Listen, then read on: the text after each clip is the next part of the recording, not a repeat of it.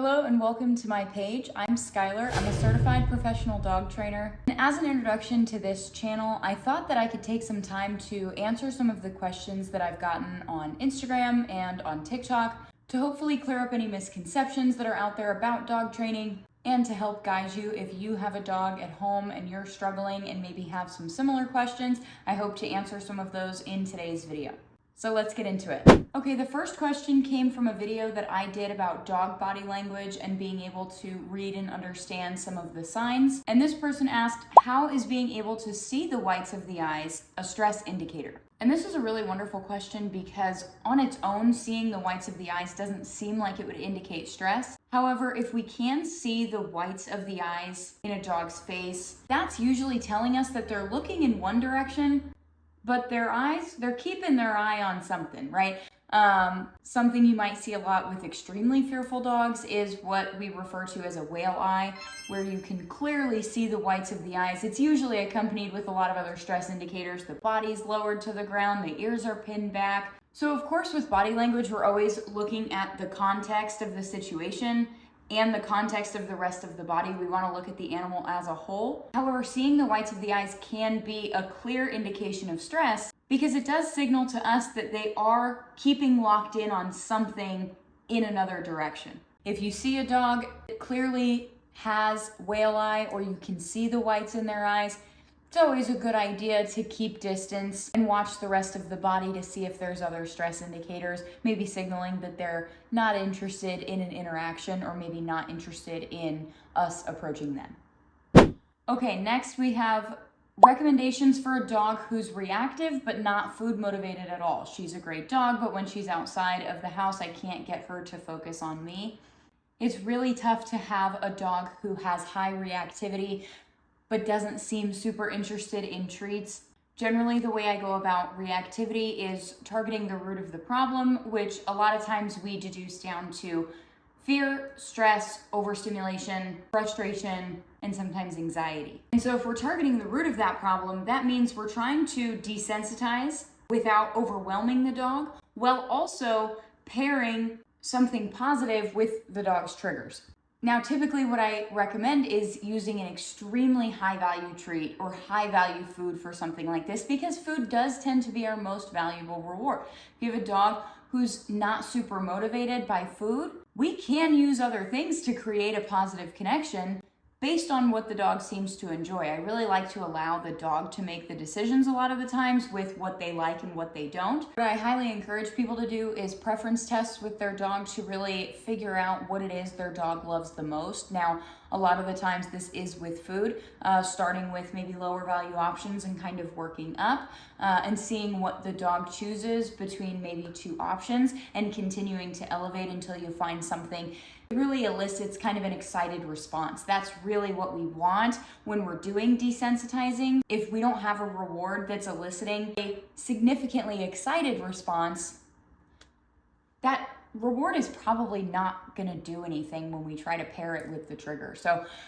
it doesn't have to be food. What I find even with dogs who are not super food motivated is that through those preference tests, we actually can find some sort of food reward that elicits that kind of a response by eliminating some options and figuring out what they like the most. All right, the next comment comes from a video that I made suggesting that the use of aversives can be really harmful.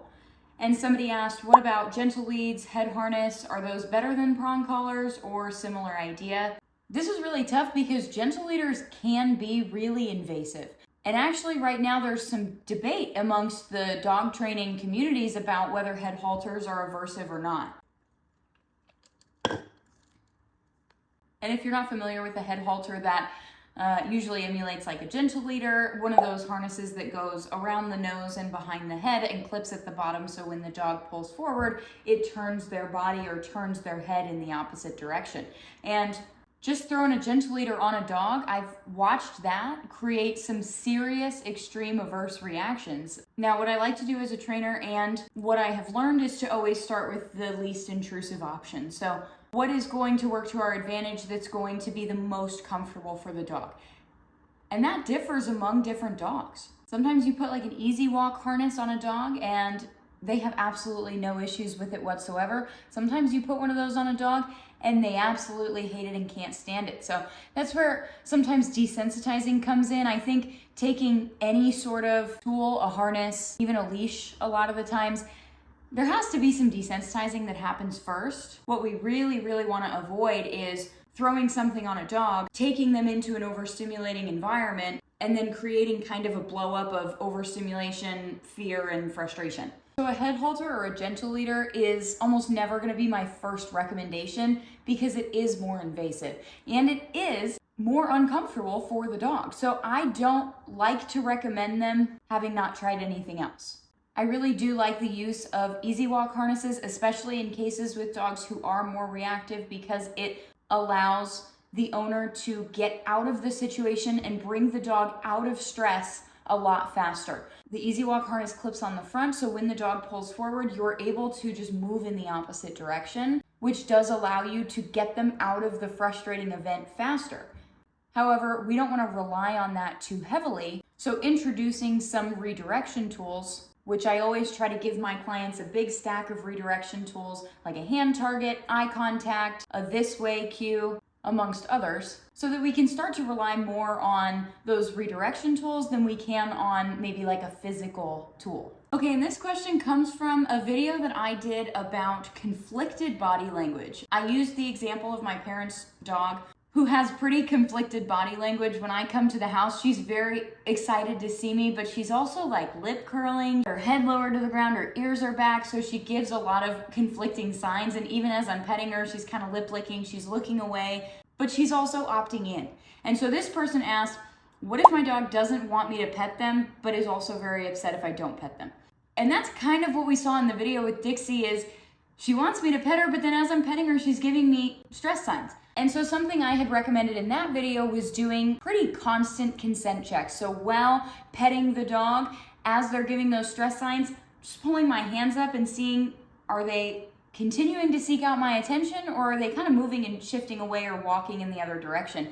And with Dixie, she does both. Sometimes she'll paw at me and she'll kind of lean her head into me so that I'll continue with the attention. And other times I pull my hands up and she just walks away. And so consent checks are so valuable because it really allows us to see, especially with those more conflicted dogs, if they're actually enjoying the interaction or not. And with most dogs, just like with people, sometimes they're going to enjoy interactions and sometimes they're not. And so introducing those consent checks just allows us to see in the moment what they'd prefer. And it doesn't mean that if the dog opts out, they don't love me or they don't want my attention at other times. Just in that moment, they're interested in doing something else. So those consent checks can be really valuable and really helpful with a dog like this, who seemingly doesn't want you to pet them, but then is upset if you don't. So consent checks are my number one recommendation with really any animal. That could be dogs, cats, and most pets. That was my water. Thanks so much for taking the time to watch this video. I'm so happy to be able to answer some of your questions, and I'll be posting on this channel once a week so that you can stay up to date with the most effective ways to communicate with your dog. Be sure to subscribe if you haven't already, and be sure to follow my TikTok and my Instagram so that you can stay up to date with me, and I'll see you next week.